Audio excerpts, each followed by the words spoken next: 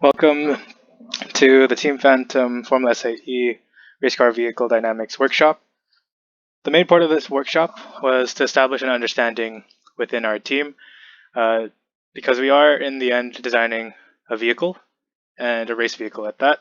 And there are certain things that we should understand when considering our designs to improve the characteristics when we're considering the result of our competition. So some of you may not be quite used to the world of racing. And here I'm just going to show a little clip. This is from 2019 of last year.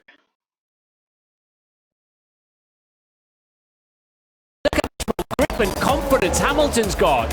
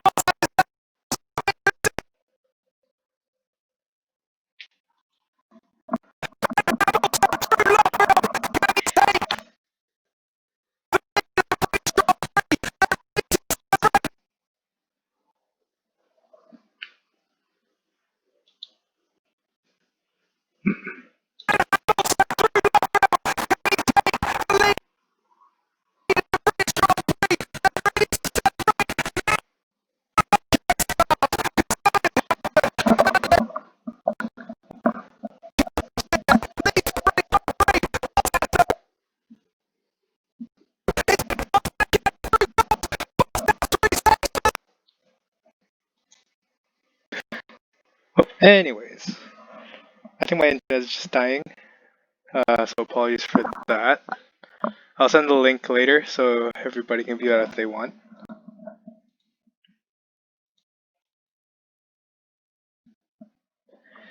But yeah, that's an example of Formula One, considered the top tier of racing in the world.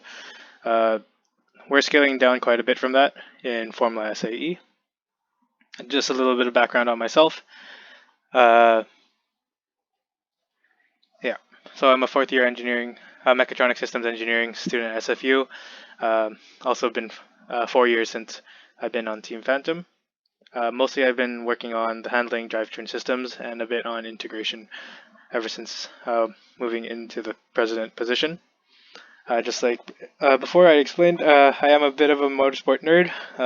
Anything that goes whoosh around a track, so Formula One, Formula E, World Endurance Racing, MotoGP, you name it, I'd probably just watch for fun.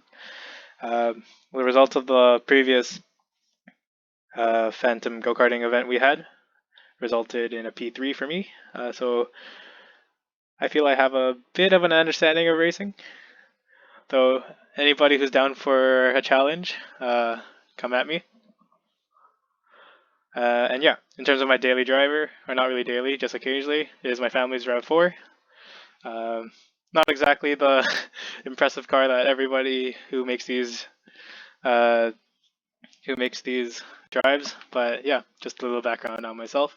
And just a special thanks to Aiden, who is our dynamics lead, Chain Bear from YouTube, and Pat's Corner, which I mostly used for research.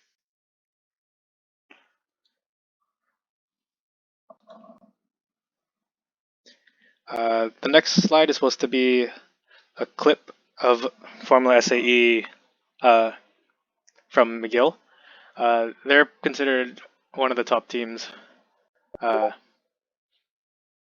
the moment, at least for electric, and they have a great example of the lap that they had during an autocross event, I believe 2 years ago. But yeah, some of you might be asking, what is Formula SAE?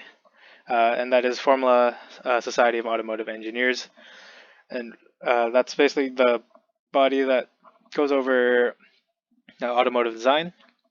And Formula SAE itself enables students to experience automotive design in their degrees. a part of Formula SAE is time management. This is one thing that a lot of people don't realize is a part of it, as we are budgeting our resources, or budgeting the people that we have, budgeting the time that we have to pull together and finish a car for competition. And so, when looking through the rulebook, one thing that you'll notice is that there are some design parameters, uh, not necessarily for the regulation rulebook that we all go through, sift through to make sure our designs are fit to technical inspection, but just a general overall explanation of the competition. And, and in that is that we're designing an electric race car, specifically making a vehicle that can go around cones in autocross, in skid pad, and also in endurance. So yes, we are making a vehicle, but we're also making a performance vehicle, or making a vehicle that can perform to its limit. Another thing that we're considering is that we're prototyping for 1,000 units. That is things that we consider when we're designing, making our designs. We are making a one-off for our own car, but when we consider our designs, we should implement practices that allow this to be scalable to the 1,000 unit benchmark. And another thing is that we're looking for designing a car for the weekend warrior. So even though we want this to be safe and we want this to run perfectly, we want this to still be a fun car, something that someone feels comfortable in and would be okay taking this out to their local track day. Yeah, this I'll post a link later. It's actually pretty amazing that the run that they did. And so first, I want to start with the tires.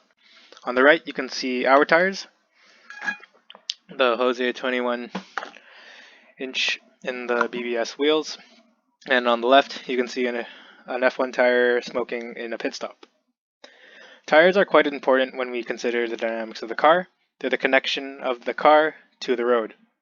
And so, yes, we can design all these things here and there and consider our designs without considering the tires. But by doing this, we really disregard how the car will handle in real life, because since these are the parts of the car that actually touch the ground, they heavily influence the performance and dynamics of our car. Yeah. Uh, and yeah, the little changes that we do in tuning for our tires can make a big difference for us. And as such is something that we really cannot neglect going forward as a team. One characteristic of tires is grip and the traction circle.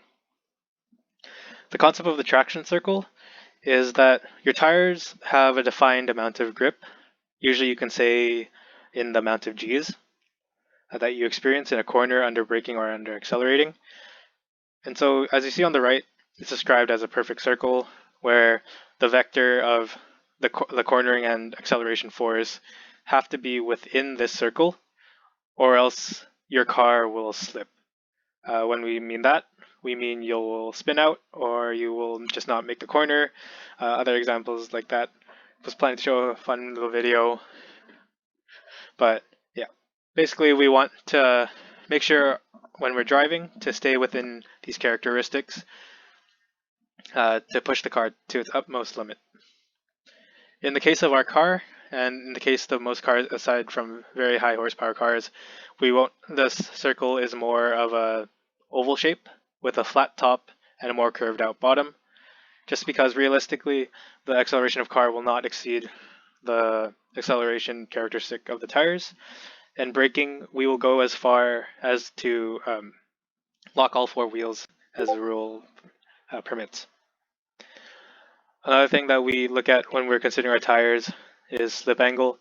This is something that we'll explain further, but it goes into part of the grip of the tire, where say you're making a right-hand corner, the direction that the tire is pointing in won't be the exact direction that your car is moving in, and that difference is called the slip angle.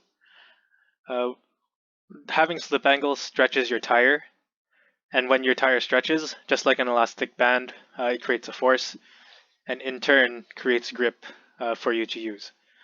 And merging all these together, this is kind of about the physics that goes behind cornering force, where our tires are elastic bands, or you can imagine them as elastic, very squishy elastic balls. And when we try to corner, it doesn't go the exact way that we want it to, and because of that, it stretches, and that stretching gives us the force that we need to corner.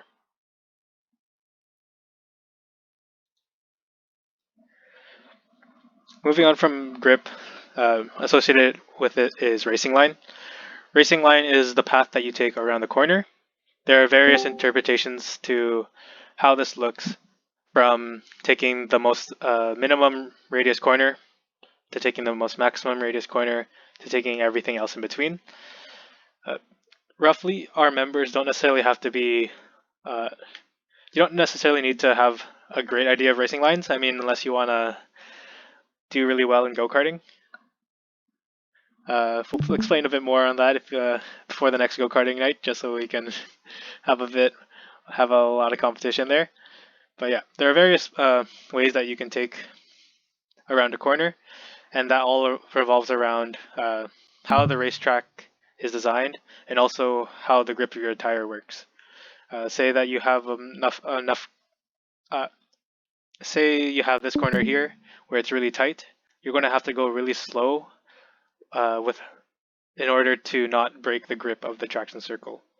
Out further, you can go faster, but it is a farther distance to travel. Whereas there's other lines here where you can see they're taking a sharp corner in the beginning, but letting it widen out and straighten out further on. But yeah, that's just a little quick take on racing lines. Next is braking. For the most part, in terms of the car and what we're looking at, is that we have to be able to lock the wheels, all four wheels, from a certain marker in the rulebook. That does it. I guess for most of the systems that we'll be designing, that's as far as we're going. But there are different factors that we consider while braking, such as the distribution of braking from the front and the back. I'll go a little bit over that when I explain weight transfer. But yeah, braking is quite essential to racing. Many cars are marketed as high horsepower, where they're just straight line machines and don't really have much capability of taking a corner. And in part of Formula SAE that you'll see in the clip from McGill is that there are very tight corners, and bringing together grip and braking, we harmonize the car to get around the track as fast as possible.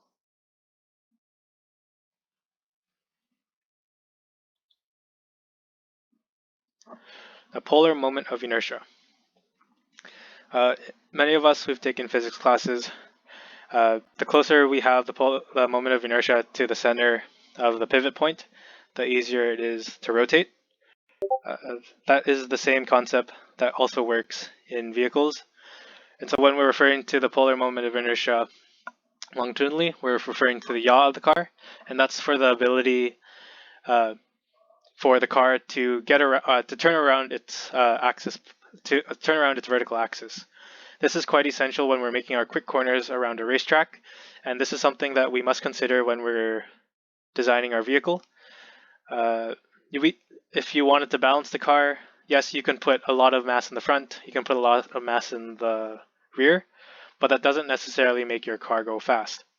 It'll balance your car front and back, but it can greatly increase how difficult it is for you to turn your car. One example of this is when you see muscle cars where they have a huge front engine block in the front, and so those cars tend to perform like boats, where yes, they can go really fast in one direction, but getting that mass around a corner is extremely difficult, at least trying to go at high speeds. Additionally, we have roll and pitch. Roll being along the x-axis of the car, pitch being the dive and squat characteristics of the car, which we explain a bit in weight transfer. So here we have the front or rear view of the car as well as the side view of the car. we have the left and right wheels, and the front and rear wheels. These are just explanations of. So say actually this should be corrected to right corner, or right hand turn. So when you're yeah, it should say right hand turn.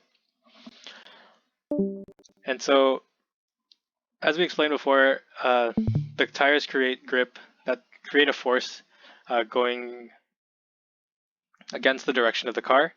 And so when you're making a right hand corner going this way, your car wants to keep on going straight. But the force of the tires wants to keep you on the inside, assuming that you're inside within the grip circle. And so when you're cornering, the force of the car gets applied to the COG. And so imagine this as a force rather than saying left turn. And so you can imagine a moment pushing against the COG that's pushing more onto the left of the car. And so shown here by the force arrows, where the force on the left of the car will be much more than the right. Similarly, we have front to back characteristics for when we're accelerating. Force on the moment gets applied toward the rear of the car, and so just like when you guys are driving your own cars, your car wants to squat backwards when you're accelerating, or wants to dive forward when you're braking, and that's the characteristic of the center of mass of the car having a force applied due to acceleration and putting more force on the rear and front of the car. These are two things that we also want to consider when we're designing our race vehicle. One being the center of gravity. So the lower we have our center of gravity, the more force we can put, or the more force from turning or from accelerating or braking that we can apply to go faster around a corner. So bringing down this is always a good idea. And another thing that also affects the weight transfer of the car is if you put it more to the front or more to the rear. Similarly, more to the right, more to the rear. Though since we are a single-seater car, we try to aim for that in the middle.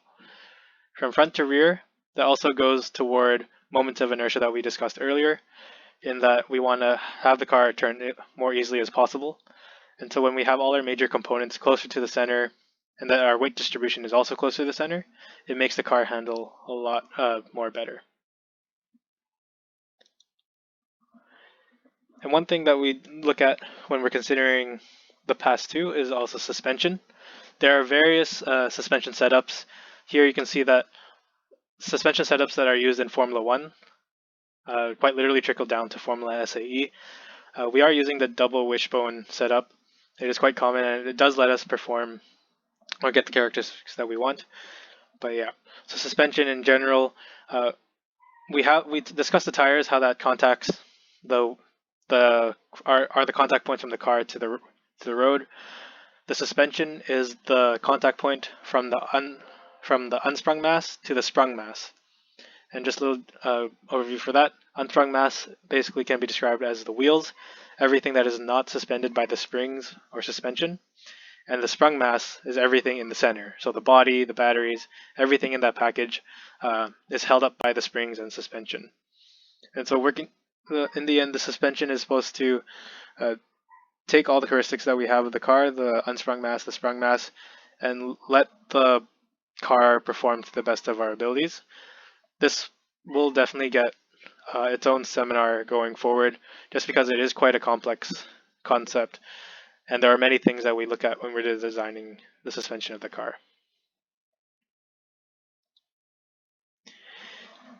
And so yeah, there are various things that we can discuss when we are looking at dynamics of a race vehicle. Many that are quite complex, are many that will takes quite a bit of research to look into. But in the end, we're looking at the three basics of Formula SAE design, and these three concepts are what I got from Pat's Corner, which is he's a design judge from Formula Student in Germany. He's quite knowledgeable and has been helping around the forums quite a bit. Aside from the recent incident, he has been quite knowledgeable in sharing information for everybody in Formula SAE. And so these big rules are looking at designing an equal car, the one with the lowest center of gravity, or with the lowest mass, will go faster. The one with the lowest center of gravity of the suspended mass will go faster, and the one with the lowest polar moment uh, will go faster. And so that is something that I do want to emphasize as we go forward in designing our reiterating our race vehicle. We want to try to keep the weight low, uh, both in magnitude and also in height. And also we want to keep the weight centralized as possible.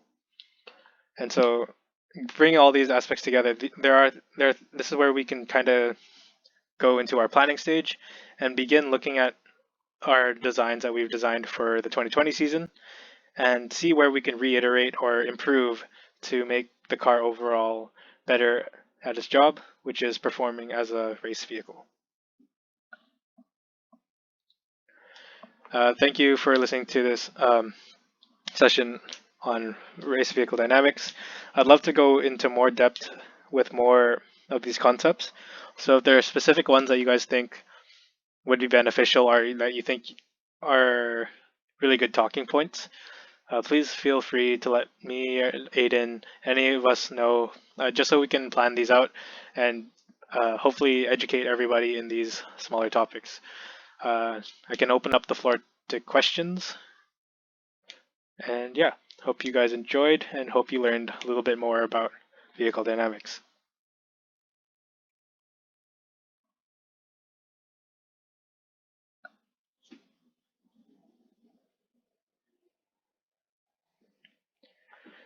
From the previous season,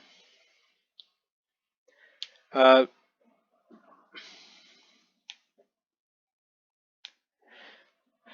that is still right now, since we are in the planning phase, we do have the opportunity to go forward and change the designs a bit. Right off the bat, directly from the design competition, there are major changes that we would like to make to the vehicle, which does give us a bit more flexibility in terms of designing suspension. As you can see pictured, we have a push rod and pull rod suspension. In the car previously, we had pull rod suspension in the front and in the rear. There are different advantages to using either of these setups. So it's up to those of the dynamics team and the team as a whole to establish the goals that we want to aim for, so we can get a better sense in how we want to design our suspension system.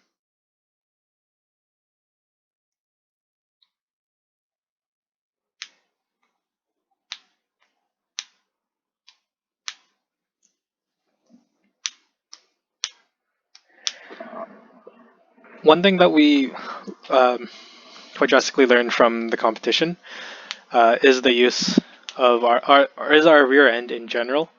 So currently we use the differential straight out of a Miata, as well as the half shafts and things like that. And just like the motor, batteries, and inverter, uh, it has been controlling quite a bit of our designs. And because of that, we've been making a lot of compromise. And it's compromise that we want to start mitigating or even eliminating going forward. There is the possibility of completely switching out that rear end drive line system to make something that is easier for us to package and also allows us to actually gain characteristics that we want out of our suspension system. Uh, there are some lessons that we learned from the competition are if we're just saving a few $100s, uh, really maybe consider going with the slightly more expensive route to make a better performing vehicle. Of course, if there is an absolute budget, there are restraints to where we can go with that. But in terms of the way that Formula SAE has developed over the years, there is quite a lot of opportunity to develop.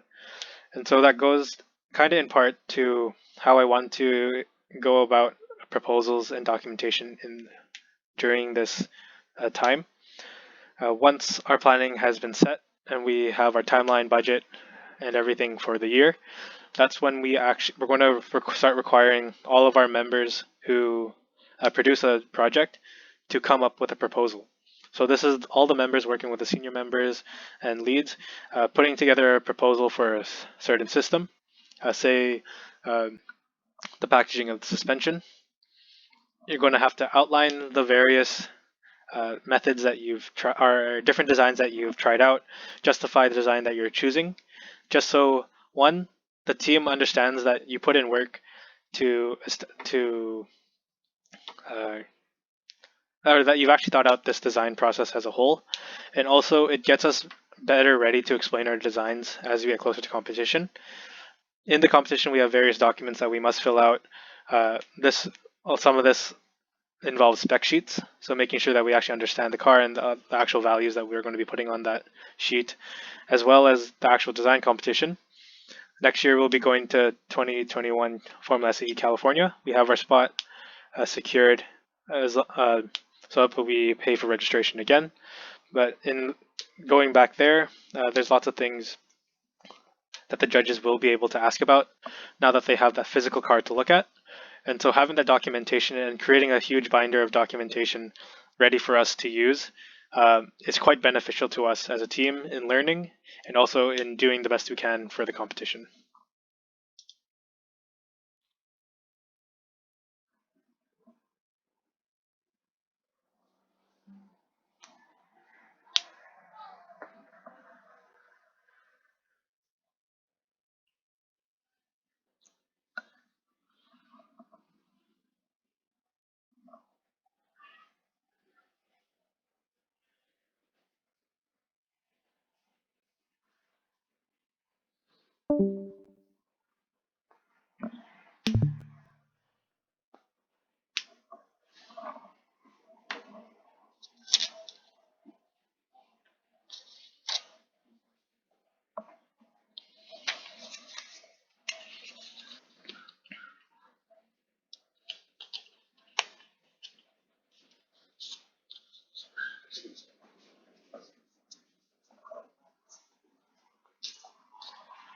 Yeah. So when meant, I guess, by uh, the large weight of the battery does create more. I guess does get us more force, or yeah, applies more force to the ground, which lets us corner a bit better. There are quite negative trade-offs to that, though, uh, which is why in Formula E, a lot of the cars are seen skidding around and they're not really able to go as fast as the Formula One cars, aside from the power restraints. In terms of aero development, aero is quite a good way of creating downforce. When we're creating a race vehicle, creating lift, in some cases, uh, may be beneficial, though that is more for directing air in a certain location of the car. But in general, when I look at aerodynamic studies of vehicles, race vehicles, and even EVs, uh, having lift on the car uh, can be dangerous and doesn't like yes, in corners can potentially. I can kind of see what you mean by how it may improve acceleration, things like that. Uh, but in the end, the car still weighs a certain mass, and the wheels can only apply a certain amount of force, and so that's more of the determining factor of the acceleration out of the corner. Uh, and also the speeds that we're going at for the downforce. Usually, when you're cornering and into the acceleration zone, we don't necessarily go the speeds that it would be too beneficial.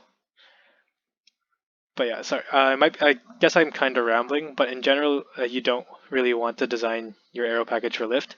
The aero package that we're designing for our car will be mostly focusing on the bodywork, just the one that's on the nose cone, the sides of the car, and also on the rear, but nothing any fancy like wing designs or diffusers as of yet. Just because we want to get a basic car to get our concepts down.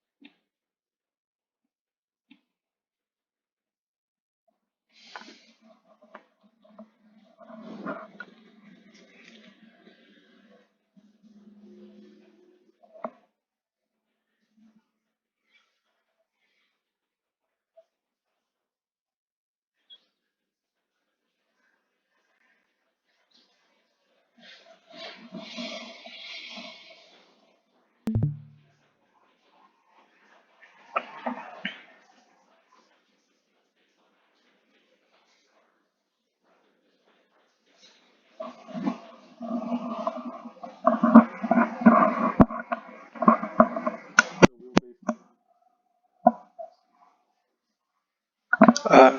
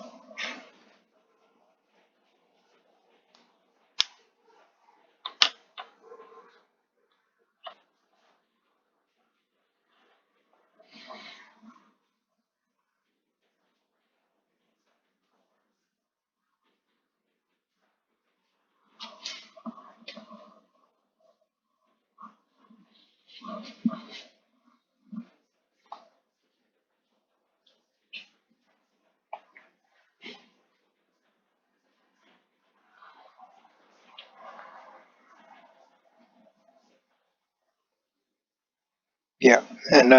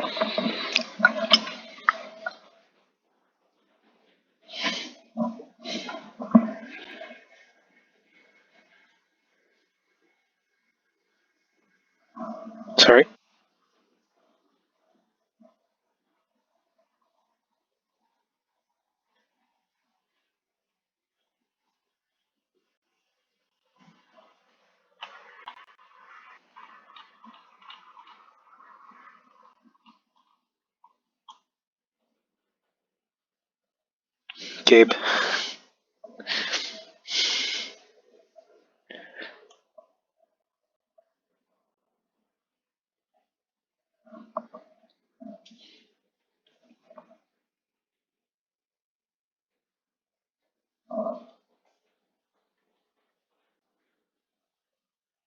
Like the change?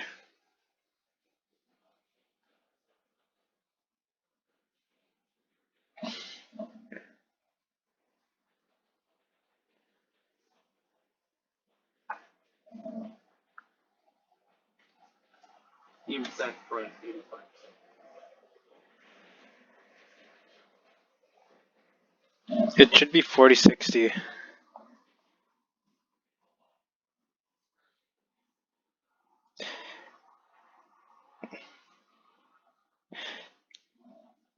So that's without a driver. With the driver, we're at a 4060 split. Because the driver is quite a big mass element in the car.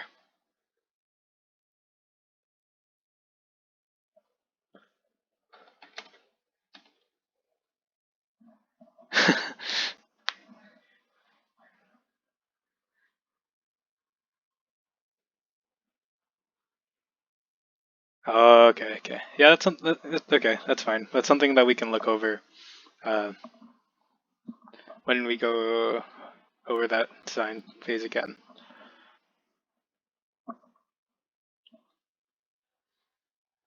Okay, it was more like 38, 62, but like yeah, it was generally around that area.